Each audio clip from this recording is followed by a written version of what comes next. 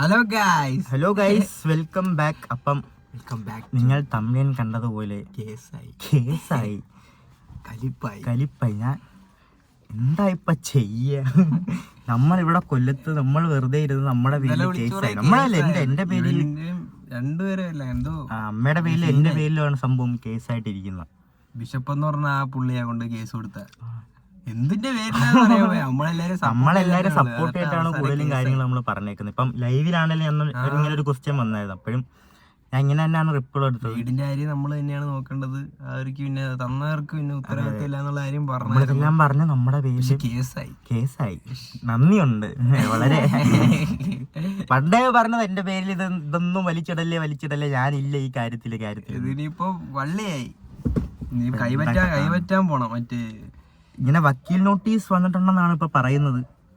അത് നമ്മൾ കൈപ്പറ്റേണ്ടിയിരിക്കുന്നു.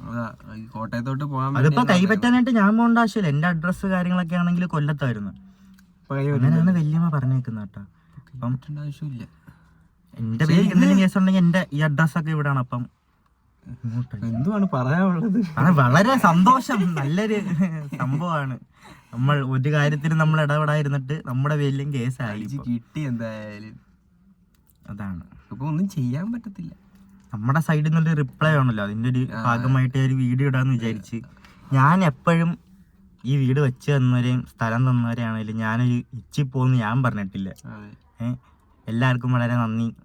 അത് ഞാൻ ഇപ്പോഴും പറയുന്നുണ്ട്. ഞാൻ എല്ലാരെയും സപ്പോർട്ട് ചെയ്ത് സംസാരിച്ചു. നല്ലൊരു കാര്യമാണ് ഞങ്ങൾക്ക് ചെയ്തു തന്നിരിക്കുന്നത്. അതിൽ എനിക്ക് സന്തോഷം മാത്രമേ ഉള്ളൂ. എന്നാലും കേസ് എനിക്ക് തോന്നുന്നു എന്റെ പേരിലല്ലേടാ വീട്, അതുകൊണ്ടായിരിക്കണം ചിലപ്പോ അങ്ങനത്തെ ഒരു സ്കീമായിരിക്കും. അല്ല ഇവൻ പറഞ്ഞിട്ടും എടുത്തിട്ടൊന്നുമില്ല. മോശമായിട്ടൊന്നും ആൾക്കാരെ പറ്റിയും വീട് തന്നതിനെ പറ്റിയൊന്നും പറഞ്ഞിട്ടൊന്നുമില്ല. വേറെന്തെങ്കിലും കാരണം കൊണ്ടാണ് ഇവന്റെ പേരിലും കൂടെ കേസ് വന്നതെന്നും അറിയത്തില്ല. ചിലപ്പോ എന്റെ പേരിലാണല്ലോ വീട്, ചിലപ്പോ ആ ഒരു ഇതിൽ കൊണ്ട് ചിലപ്പോ വന്നേക്കാം. അപ്പൊ എന്തായാലും സന്തോഷം ഉണ്ട് അല്ലേ? കേസല്ലേ, പോലീസ് കേസല്ലേ. അതാണ് നോക്കാം. എന്തായാലും ഇപ്പം വേറെ വഴിയില്ല. ഇപ്പൊ അനുഭവിക്കുക. ഈ ഒരു കാര്യം നിങ്ങളുടെ അടുത്ത് പറയാന്ന് വിചാരിച്ചു. അപ്പൊ അങ്ങനെ ഒരു നിങ്ങൾ അറിയണമല്ലോ, അല്ലെ നിങ്ങൾ വെച്ചോന്ന് ചോദിക്കുമല്ലോ. വട്ടാക്കണ്ട, വീഡിയോ കണ്ടാ മതി. ഇങ്ങനെ വരുവാണെങ്കിൽ വീഡിയോയിലുണ്ട്, എല്ലാ വിശദമായിട്ട് അതിനകത്തുണ്ട്. അപ്പം അത് പറയണമെന്ന് തോന്നി. എന്റെ ഭാഗത്തുനിന്നൊരു റിപ്ലൈ ഇങ്ങനെ തരണമെന്ന് ഉണ്ടായിരുന്നു എനിക്ക്. അന്ന് ലൈവിൽ കൂടെ ആണെങ്കിലും പറഞ്ഞതാണ്. പക്ഷെ ഇങ്ങനെയൊക്കെ ഒരു പ്രശ്നമാവും നമ്മൾ വിചാരിച്ചില്ല. പെട്ടെന്നാവുമെന്നും വിചാരിച്ചില്ല. പെട്ടെന്നായിരുന്നു കാര്യങ്ങളില്ല. ഇപ്പൊ ഇന്നലെ വിളിച്ചിങ്ങനെ പറയുന്നു, നിങ്ങൾ കട ജ്യൂസ് കുടിച്ചോണ്ടിയാതൊരു കേസായി. ഇവിടം വരെ വരേണ്ടി വരും, കോട്ടയം വരെ പോണോന്ന്.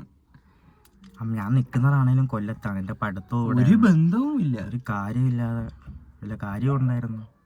ഇടയ്ക്കിടയ്ക്ക് ആ വീട്ടിൽ പോയി നിൽക്കാറുള്ളൂ. ഒരു ചില വീഡിയോസ് എടുക്കാനും പിന്നെ ഋതപ്പനെ കാണാനും അതിനുവേണ്ടിയാണ് അവിടെ പോവാറ്. എന്തായാലും ഇപ്പൊ ഇനിയിപ്പൊ നോക്കാം, വരുന്നിടത്ത് വെച്ച് നോക്കാം നമുക്ക്. എന്തായാലും അപ്പം ഈ കാര്യം നിങ്ങളടുത്ത് പറയണമെന്ന് തോന്നി. അതേ പറ്റൂ. അപ്പൊ എന്തായാലും വളരെ നന്ദിയുണ്ട്. അത് പറയാന്ന് വിചാരിച്ചു എല്ലാവർക്കും കേട്ടാ. അപ്പം ശരി, ബൈ.